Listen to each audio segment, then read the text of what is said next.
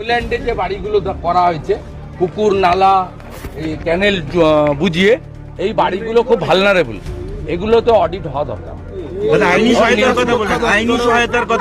এখানকার যারা আছে তাদের যদি কম্পেনসেশন মানে ওদের পুরো টাকাই ফেরত দিতে হবে, তাদের লোন সকলে এখানে যা আছে কেউ ব্যক্তিগত জমানো টাকা দিয়ে কেনেন। আমি যেটুকু খবর নিয়েছি বা আমাদের সঙ্গে ওরা যোগাযোগ করেছে প্রত্যেকেই ইএমআই চলছে, ব্যাংক লোন। আমি সেক্ষেত্রে বলেছি যদি কর্পোরেশন, পুলিশ, বিশেষ করে রাজ্য সরকার তারা যদি তাদের টাকা আদায় করে দিতে না পারেন তাহলে সেক্ষেত্রে তাদের ক্রেতা সুরক্ষা আদালতের মাধ্যমে উচ্চ আদালতে যেতে হবে। আমরা লিগ্যাল সাপোর্ট দেব, এটুকু আমরা বলে গেছি এবং লোকাল যারা লিডার আছে তাদের দায়িত্ব। দাদা আপনি বললেন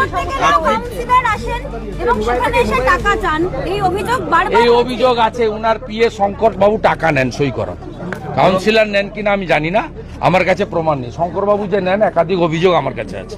আমি বিরোধী দলনেতা, আমার কাছে মানুষ অভিযোগ করে এবং অনেকটাই অভিযোগ সত্য। বেহালার ক্ষেত্রে আমি তো ভিডিও ক্লিপ দিয়ে বলেছিলাম, আপনারা নিজেরা দেখেছেন। ধৃত প্রমোটার বললেন তৃণমূলের ফান্ডার। না না, এ তো ওদের সঙ্গে আপনার রাখতেই হয় রিলেশন, নইলে আপনি কি করে বাড়ি করবেন। কিন্তু মেয়র তো বলেছে যে ধৃত হয়েছে সেই সুভাষ রায়কে টাকা ফেরত দিতে হবে।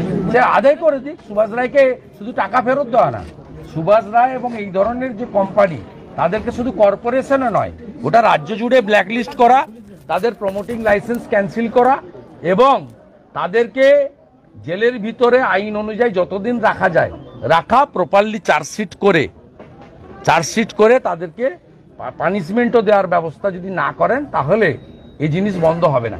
গার্ডেন রিচের গতবারের ঘটনার পরে, এতগুলো মানুষ মারা যাওয়ার পরে কলকাতা কর্পোরেশন যদি সচেতন হতো তাহলে আজকে এই দৃশ্য আমাদের এই যে দেখছেন, ওখানে পিসা এখানে পিসি।